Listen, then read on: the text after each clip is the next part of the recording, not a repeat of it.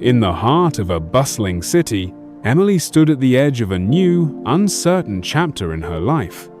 The recent death of her mother had left her heartbroken and lost, feeling like the world was a little less bright. She had moved to the city in search of a fresh start, but instead, her dreams were slipping away. Unemployed, and with only a handful of job interviews to her name, Emily was now down to her last $10, barely enough to buy lunch, let alone pay rent or make ends meet. The weight of the situation pressed on her shoulders as she walked through the crowded streets, hoping for a break, some sign that things could get better. But the reality of life was harsh. Every day seemed to add a new challenge. Bills piling up, job rejections, and loneliness creeping in. Still, Emily held on to one thing, the belief that somewhere, somehow, a new opportunity would come her way.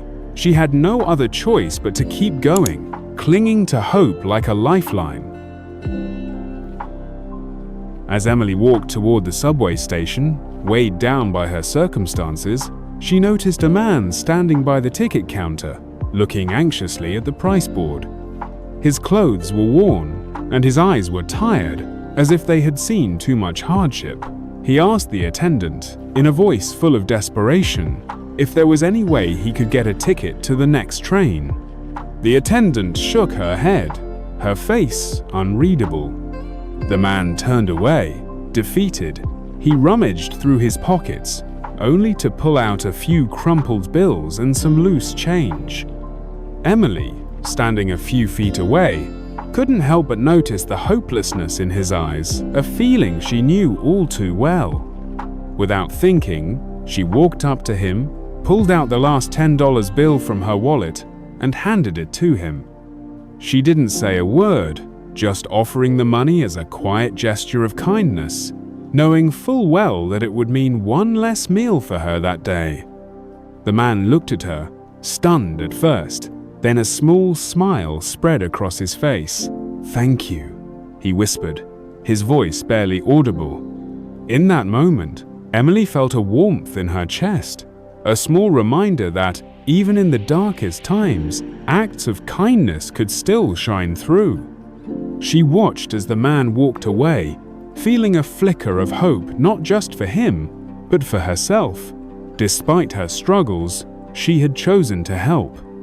And in doing so, she realized that sometimes, even the smallest acts of generosity can create ripples in ways we may never fully understand. Emily's life quickly spiraled downward after that simple act of kindness. The next morning, she rushed to the job interview she had been preparing for, hoping this would be her chance to turn things around. But when she arrived, she was met with a cold message from the receptionist. The position had already been filled. Her stomach sank, the weight of her situation becoming even more real. Days turned into weeks, and with no income, Emily struggled to keep up with rent. She received an eviction notice, and before she knew it, she found herself with nowhere to go. It wasn't long before the streets became her new reality. She wandered through the city, sleeping in parks, and relying on public libraries to stay warm. The harshness of the world around her was overwhelming, and it often felt like everything she had worked for was slipping through her fingers. Despite the crushing circumstances, Emily refused to let go of the belief that kindness still mattered. She could feel it in her heart even in the darkest moments. Helping others was worth it. Though she had lost so much, the small, quiet reminder of her own generosity, the $1 she had given away, stayed with her. It became the beacon that kept her moving, a belief that maybe, just maybe, life would show her that acts of kindness never truly go unnoticed. One afternoon, when Emily was sitting on a cold bench in the park, feeling more lost than ever, a kind woman approached her. The woman, an elderly figure with a soft voice and warm eyes, sat down beside her and offered her a loaf of bread. After a few minutes of conversation, she gently told Emily about a nearby soup kitchen, a place where people could get a hot meal and a bit of rest. "It's not much," she said, "but it's a start."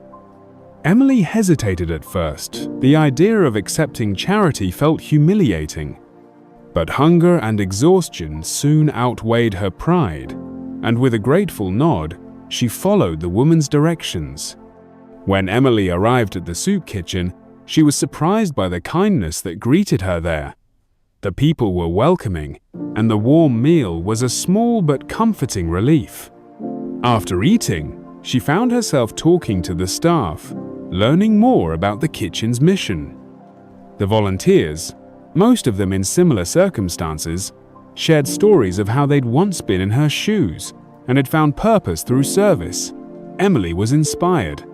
She began coming back every day, helping serve meals, organizing donations, and cleaning the kitchen. Slowly, she gained the trust of the staff, who saw her dedication and hard work. As the weeks passed, Emily found herself being entrusted with more responsibilities. Her days became filled with a sense of purpose, a purpose she hadn't felt since before everything went wrong. It wasn't much, but it was something, and it was enough to reignite the spark of hope within her. One day, while Emily was finishing up her shift at the soup kitchen, she noticed a familiar face entering. It was the man she had helped months ago at the train station, the one she'd given her last $1 to. This time, he was dressed sharply, with a briefcase in hand. He scanned the room until his eyes met hers, and recognition flashed between them. The man walked toward her with a smile and introduced himself as David Carter. "I'll never forget what you did for me," he said. "I've been looking for you ever since." Emily stood frozen, surprised, trying to process what was happening. David revealed that he was the CEO of Carter Innovations, a successful tech company. He had disguised himself as a homeless man for a charity project, and Emily's kindness had deeply impacted him. "You've shown me what real kindness is," he said. "I want to help you." David offered Emily a position at the Carter Foundation, where she could lead a new initiative to help the homeless. But he didn't stop there. He also proposed they work together on her idea for a mobile kitchen project. "We'll make it happen together," he assured her. As Emily held the original $10 bill now framed and returned to her, she realized how small acts of kindness could lead to transformative moments. That bill, once a symbol of her last hope, was now a reminder that kindness never goes unnoticed and can spark miracles. What started as a difficult time had turned into a partnership full of purpose and new opportunities. The story ended with a powerful message: kindness is never wasted, it's the beginning of miracles.